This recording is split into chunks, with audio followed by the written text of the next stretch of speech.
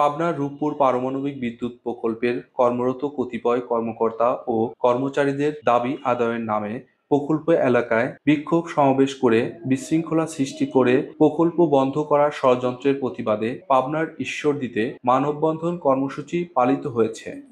বৃহস্পতিবার দুপুরে ঈশ্বরদী উপজেলা সদরের ফকিরপুর বটতলা এলাকায় সচেতন নাগরিক সমাজ ঈশ্বরদীর ব্যানারে এই মানববন্ধন কর্মসূচি পালন হয়। মানববন্ধনে ঈশ্বরদীর বিভিন্ন সামাজিক সাংস্কৃতিক সংগঠনের নারী পুরুষ অংশগ্রহণ করেন। মানববন্ধন চলাকালে বক্তব্য দেন ঈশ্বরদী প্রেস ক্লাবের সভাপতি আজিজুর রহমান শাহীন, সাধারণ সম্পাদক এস.এম. ফজলুর রহমান, ঈশ্বরদী শিল্প ও বণিক সমিতির সভাপতি আশিকুর রহমান নান্নু, সহসভাপতি আনোয়ার হোসেন জনি সহ অনেকেই। বক্তারা বলেন, প্রকল্পের কাজ প্রায় শেষ দিকে। প্রকল্পের কাজ বন্ধ করতে বিগত ফ্যাসিস্ট আওয়ামী লীগ সরকারের আমলে নিয়োগ পাওয়া কর্মকর্তা কর্মচারীর একটি অংশ প্রকল্প এলাকায় দাবি আদায়ের নামে বিশৃঙ্খলা সৃষ্টি করে প্রকল্প বন্ধের ষড়যন্ত্র করছে। পাবনা তথা দেশের মানুষ এই ষড়যন্ত্র রুখে দেবে। আমাদের পানের দাবি এটা যেন বন্ধ না হয় এবং আমাদের পানের দাবিটা চালু থাকতে হবে। এখানে 25,000 লোক কর্ম করছে, তাতে আমাদের 5 লক্ষ লোক আমাদের মা বোন ফ্যামিলি চলছে।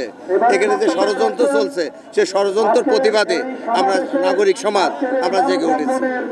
আগামী দিনে যেন এই বিদ্যুৎ কেন্দ্র চালু থাকে এই আশা ব্যক্ত করে আমি আমার এখানে আমরা যে মানববন্ধন করতেছি, আপনারা জানেন বাংলাদেশের মেগা প্রজেক্ট যে বিদ্যুৎ পারমাণবিক বিদ্যুৎ কেন্দ্র, সেখানে অনেক মানুষ কাজ করতেছে। এটা যদি বন্ধ হয় আমাদের অনেক ক্ষতি হবে। যেমন বিদ্যুৎ কেন্দ্র যেই 2400 মেগাওয়াট বিদ্যুৎ তৈরি হচ্ছে এটা আর দিতে পারবে না। এখানে আমাদের অনেক বেকারত্ব দূর হচ্ছে। এটা যদি বন্ধ হয় আমাদের অনেক ক্ষতি হবে। আন্তর্জাতিক ষড়যন্ত্রকারীরা যদি এখানে এটা বন্ধ করার পায়তারা করে, আমরা এটা রুখে দাঁড়ানোর জন্য মানববন্ধন দাঁড়াইছি।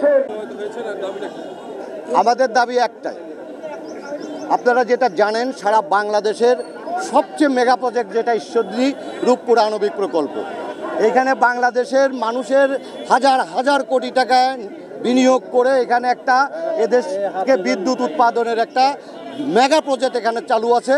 এই প্রজেক্টটা দীর্ঘ দিন সুন্দরভাবে চলছে, যেখানে কোনো বিশৃঙ্খলা ছিল না। আমরা জানি এটা স্পর্শকাতর একটা জায়গা। এইখানে হাজার হাজার বিদেশিরা, রাশিয়ানরা আছে, আর অন্য অন্য দেশের লোক এখানে কাজ করে। তাদের নিরাপত্তার জন্য বাংলাদেশ সরকার সর্বোচ্চ নিরাপত্তা এখানে দিয়েছে।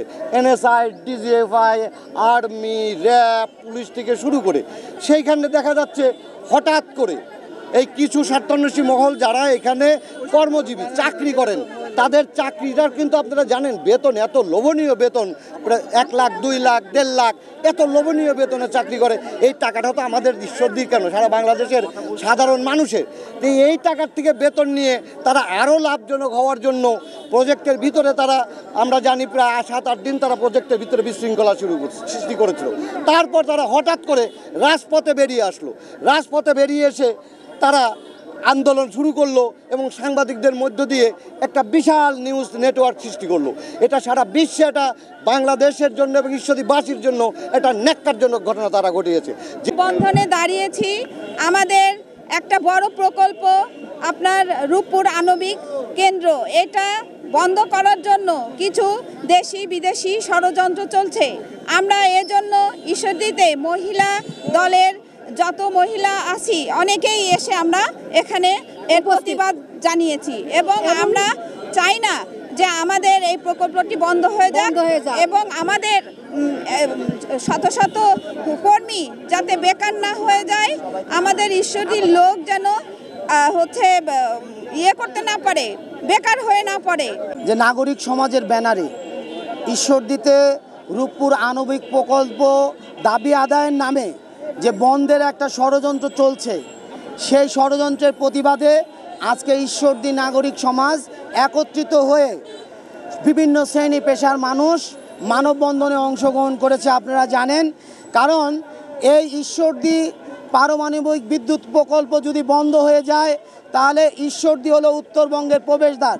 এখানে অর্থনৈতিকভাবে এই উত্তরবঙ্গ যে ক্ষতির সম্মুখীন হবে এইটা কোনোদিনই আপনি পূরণ করা সম্ভব হবে না।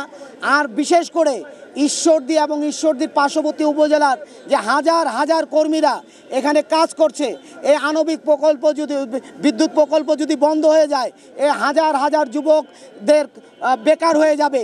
পাবনার কণ্ঠ, নিউজ ডেস্ক। করা হবে না। আন্তর্জাতিক নীতিমালা ও কোড অফ